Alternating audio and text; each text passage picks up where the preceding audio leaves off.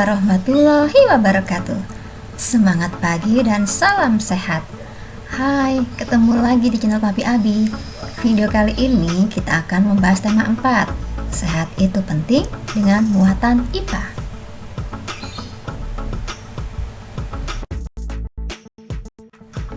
Pernah tidak kalian merasakan denyut jantungmu sendiri? Jika kalian ingin merasakannya, cobalah letakkan tanganmu pada dada bagian kirimu.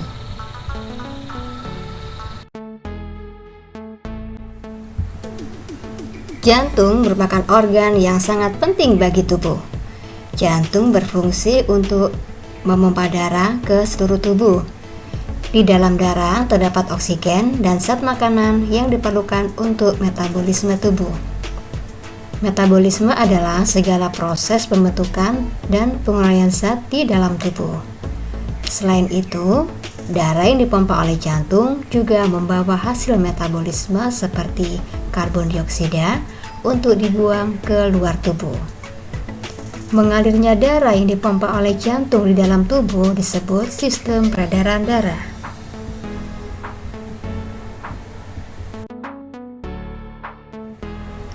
Sistem peredaran darah manusia tersusun atas jantung, pembuluh darah, dan darah. Berikut ini adalah organ-organ peredaran darah pada manusia.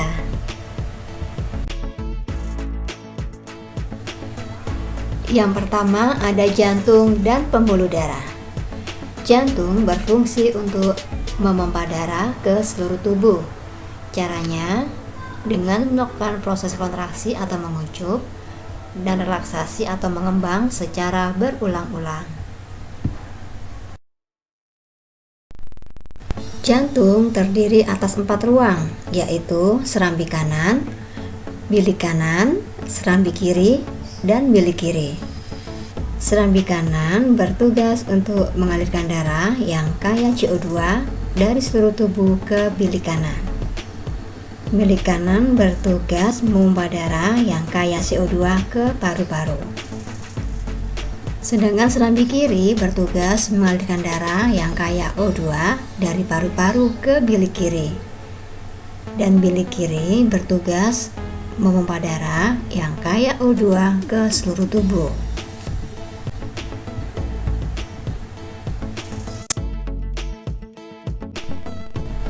Ketika mengalir dari jantung ke seluruh tubuh atau sebaliknya, darah berada dalam pembuluh darah. Pembuluh darah terdiri dari 3 jenis. Yang pertama ada pembuluh darah arteri. Lalu ada pembuluh darah kapiler dan juga pembuluh darah vena. Pembuluh darah arteri adalah pembuluh yang dialiri darah dari jantung ke seluruh tubuh dan paru-paru. Lalu untuk pembuluh darah kapiler adalah pembuluh yang dialiri darah dari sel-sel tubuh. Sedangkan untuk pembuluh darah vena adalah pembuluh yang dialiri darah dari seluruh tubuh dan paru-paru menuju kembali ke jantung.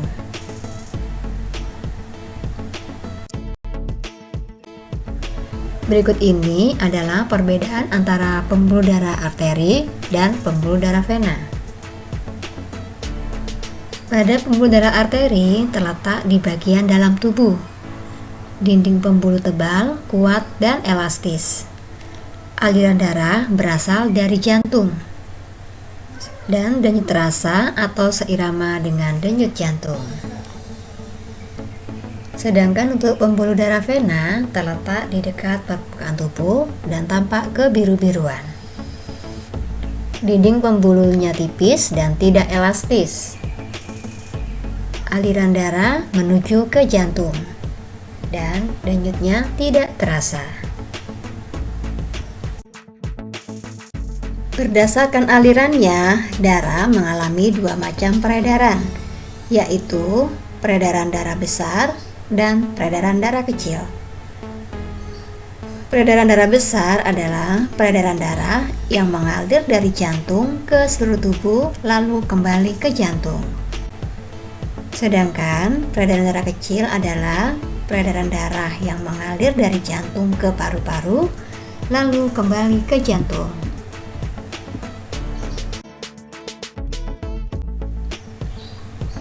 Organ berikutnya adalah darah. Darah tersusun dari plasma darah dan sel-sel darah. Plasma darah tersusun dari air dan zat-zat yang terlarut. Plasma darah berfungsi untuk mengedarkan zat makanan ke seluruh tubuh. Sel darah terdiri atas sel darah merah atau eritrosit, sel darah putih atau leukosit, dan keping darah atau trombosit. Eritrosit berfungsi untuk mengangkut oksigen ke seluruh tubuh. Lalu untuk leukosit berfungsi membasmi kuman yang masuk ke dalam tubuh. Sedangkan trombosit berfungsi untuk menutup luka.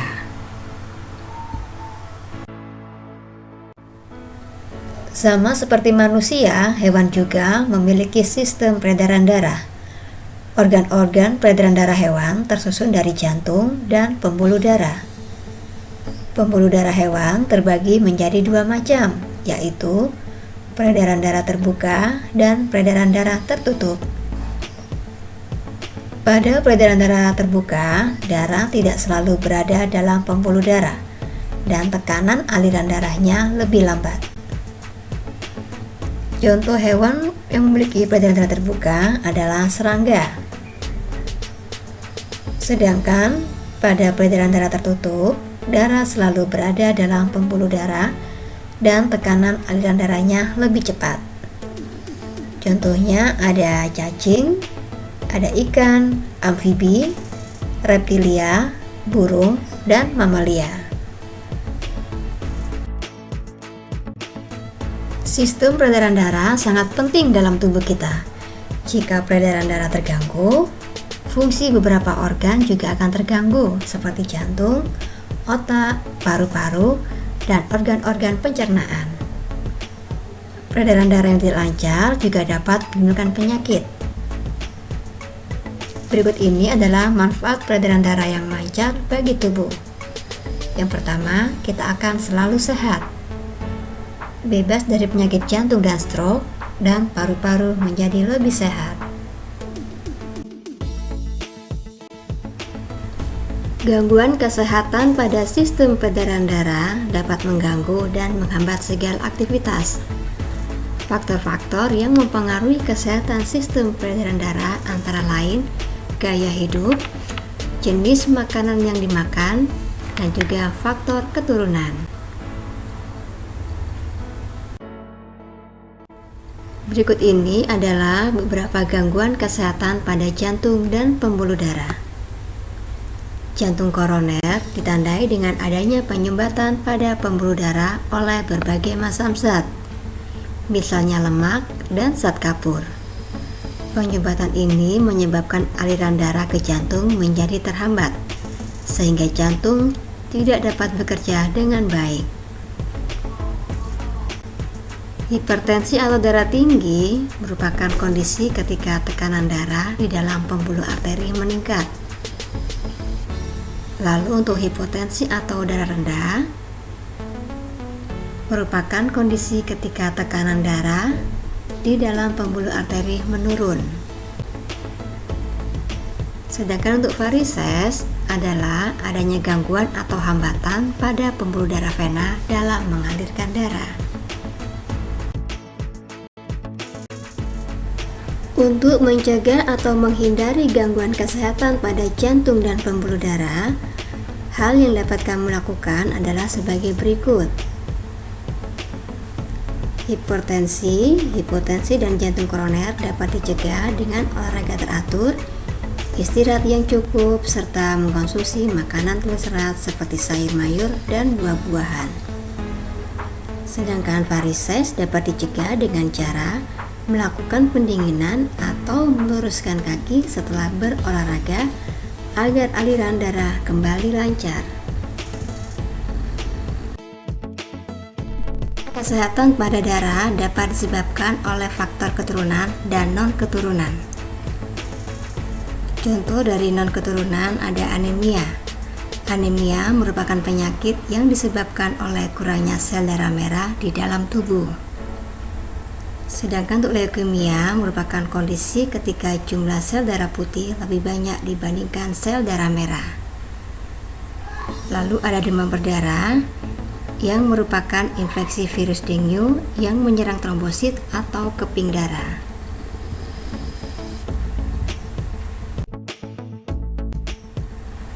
Sedangkan gangguan kesehatan pada darah untuk faktor keturunan atau genetik ada hemofilia dan talasemia.